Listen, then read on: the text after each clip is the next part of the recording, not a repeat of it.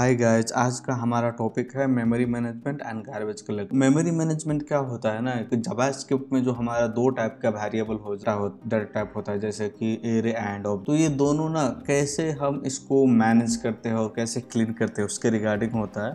तो जावास्क्रिप्ट में ना जो दो टाइप का डेटा टाइप होता है वो क्या होता है ना, फर्स्ट टाइप का जो स्ट्रिंग बूलियन नल और अनडिफाइंड वगैरह है वो क्या होता है ना, प्राइमरी मेमोरी में सेव होता है। ओके, और दूसरा टाइप का जो डाटा होता है लार्ज डाटा सेट जैसे कि ऑब्जेक्ट एरे, तो वो क्या होता है ना, एक मेमोरी हिप्स में सेव होता है। तो ये दोनों का ना हम कैसे इसमें मैनेज करते हैं इसके रिगार्डिंग देखते हैं कि हम कैसे उसको क्लियर करते हैं वगैरह।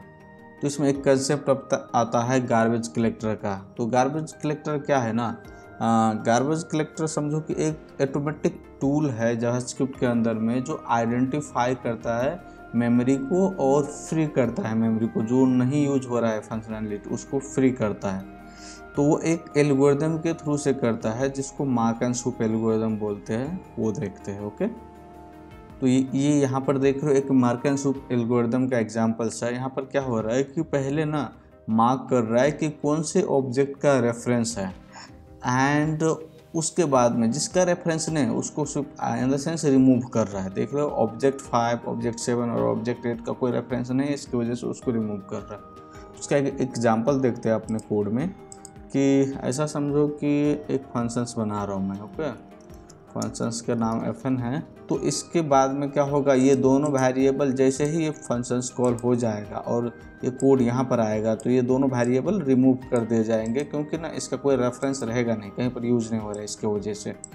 तो ये दोनों स्वैप कंडीशंस में चल जाएगा। ओके, इफ़ ऐसा मैं एक करता हूँ कि रिटर्न करते टाइम ना एक फंक्शंस रिटर्न करता हूँ इस तरीके से, और इसमें कंसोल डॉट लॉग करता हूँ नेम को।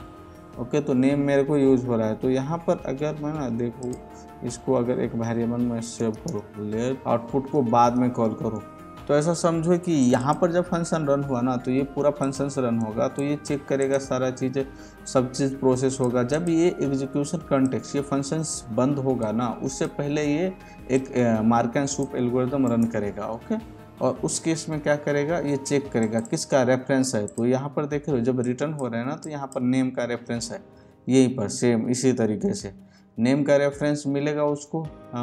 और ये ऑब्जेक्ट 5 है, उस तरीके से एज का रेफरेंस कहीं पर नहीं मिलेगा। अगर नहीं मिलता है तो उस केस में क्या करेगा, वो जिसका रेफरेंस नहीं मिलेगा उसको स्वाइप कर देगा, वो रिमूव कर देगा मेमोरी से, और जिसका रेफरेंस मिलेगा वो एग्जिस्ट करेगा, हमारे पास रहेगा। तो ये एक मार्क एंड सूप एल्गोरिथम है। ओके, इसके रिलेटेड इंटरव्यू क्वेश्चंस देखते हैं। तो फर्स्ट है how does GC work. Okay, तो गार्बेज कलेक्टर कैसे वर्क करता है ना, ये एक मीन्स ये एल्गोरिथम के थ्रू से वर्क करता है जिसको मार्क एंड सूप एल्गोरिथम बोलते हैं।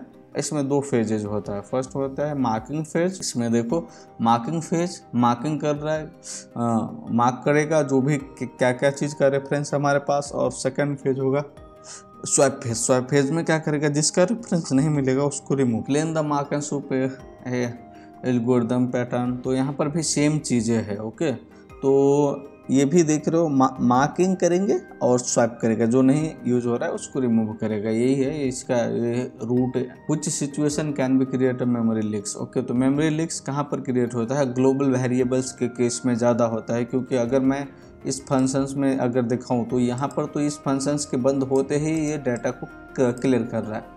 बट इसी चीज़ को अगर मैं यहाँ पर डिफाइन किया रहता है ये दोनों वेरिएबल्स को, तो क्या होगा, ये वेरिएबल डिलीट होता ही नहीं। ओके, क्योंकि ना जब तक ये प्रोग्राम कम्प्लीटली इन ना हो जाता तब तक ये वेरिएबल एग्जिस्ट करता हमको। तो इसके वजह से वहाँ पर मेमोरी लीक का ये बढ़ जाता है। और कॉल बैक फंक्शंस में होता है, क्लोजर्स में होता है, इवेंट लिसनर्स और सर्कुलर रेफरेंस में होता है। इस तरीके